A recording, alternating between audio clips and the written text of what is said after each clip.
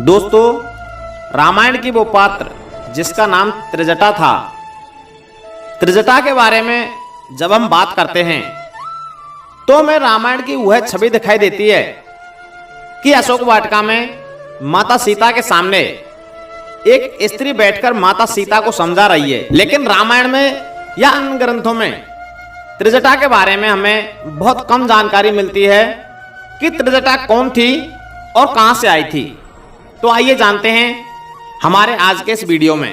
रावण के मरने के बाद जब माता सीता की अग्नि परीक्षा का समय आया तो वहां पर त्रिजटा नहीं आई थी। तो सीता जी ने कहा कि माता त्रिजटा कहां है? तो विभीषण ने कहा था कि त्रिजटा तो लंका में ही है। माता सीता ने उन्हें बुलाया और कहा कि लंका में ये मेरी सच्ची हितैषी थी, इन्होंने यहाँ पर अपनी पुत्री की भांति मुझे प्यार किया है। यदि माता त्रिजटा यहाँ ना होती तो शायद आज मैं जीवित ना रह पाती। माता सीता के द्वारा त्रिजटा के बारे में ये सारी बातें जानकर भगवान राम त्रिजटा पर बड़े प्रसन्न हुए और उन्हें वरदान देते हुए कहा कि हे मेरे मंगलदायक वाणी सुनो। कार्तिक, वैशाख, माघ और चैत्र इन 4 महीनों में प्रथम के 3 दिन श्रेष्ठ मनुष्यों के द्वारा तुझे प्रसन्न करने के लिए जब स्नान किया जाएगा तो इससे तू कृतार्थ हो जाएगी। और जो मनुष्य इन 3 महीनों में पूर्णिमा के पश्चात प्रतिपदा से लेकर 3 दिन स्नान करेंगे, उनका सब महीने का किया हुआ पुण्य तुम मेरे इस कथन के अनुसार हर लेना। मैं तुझे और भी वर देता हूं, सुनो। अपवित्र ग्रह में सविधि किए हुए श्राद्ध तथा हवन आदि भी यदि क्रोध से किए गए होंगे तो वे तुम्हारे ही होंगे।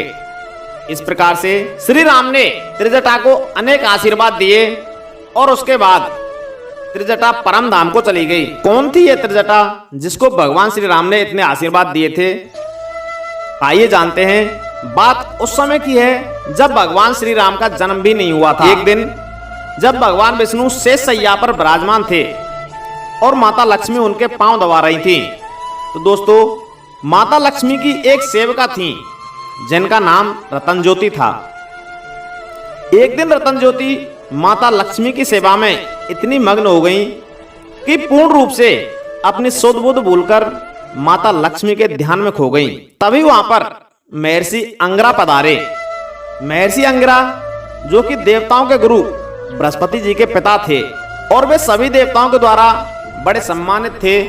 सभी देवता महर्षि अंगिरा का बड़ा सम्मान करते थे। स्वयं भगवान विष्णु भी उन्हें सम्मान देते थे। वे महर्षि अंगिरा जब प्रभु श्री हरि के दर्शन हेतु क्षीरसागर में पधारे तो सेविका रतन ज्योति जो थी उस समय प्रभु श्री हरि और माता की सेवा में मग्न थी।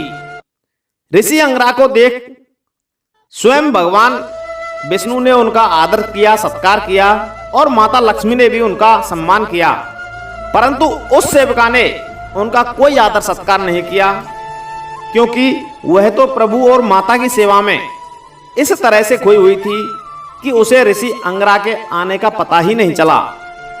उसे पता ही नहीं था कि वहां कोई आया भी है। जब ऋषि अंगिरा ने देखा कि इस सेविका ने मेरा कोई आदर सत्कार नहीं किया है तो उन्हें क्रोध आ गया और क्रोध में भरकर ऋषि अंगिरा बोले, हे दुष्टा, तुझे इतना अपमान है कि तू किसी ऋषि मुनि का भी आदर सत्कार नहीं करती है।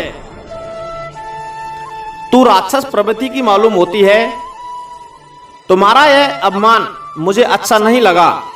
ऋषि अंगिरा ने उसे श्राप देते हुए कहा कि तुमने राक्षसी प्रवृत्ति का कार्य किया है, इसलिए मैं तुम्हें श्राप देता हूं कि तुम राक्षसी हो जाओ। जैसे ही रतन ज्योति के कानों में यह बात पड़ी तो रतन ज्योति उनके चरणों में गिर पड़ी और क्षमा की भीख मांगने लगी और बोली, हे ऋषिवर, आप तो दया के निधान हैं। ऋषियों का हृदय तो बड़ा कोमल होता है, आपने मुझे इतना कठोर श्राप कैसे दे दिया?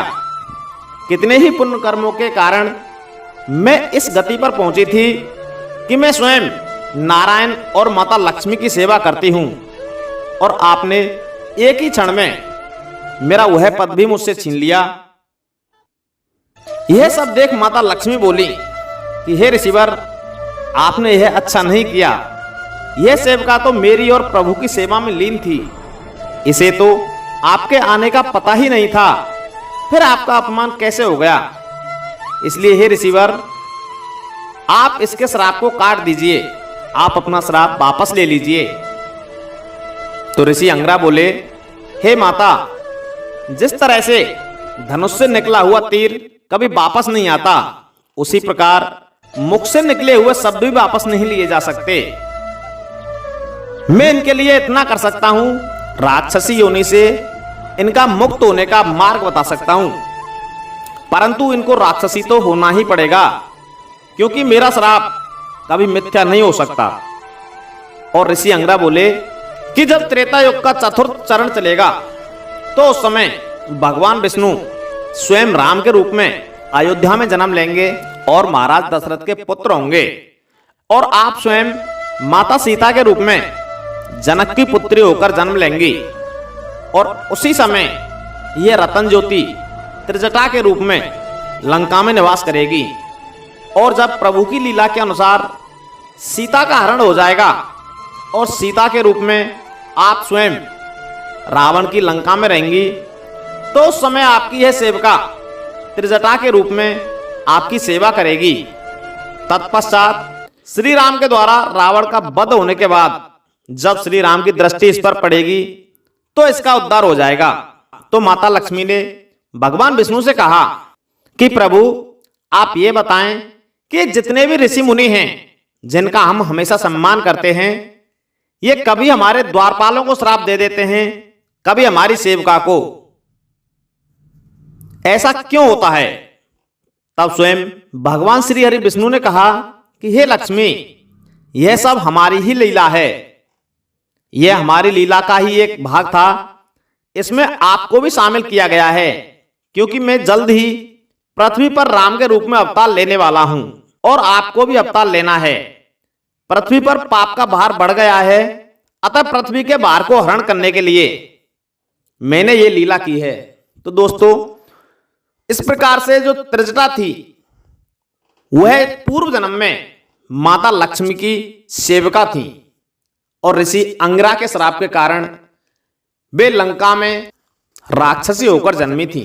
हमारा यह वीडियो यदि आपको पसंद आया हो तो इस वीडियो को ज्यादा से ज्यादा लाइक करें, शेयर करें और हमारे चैनल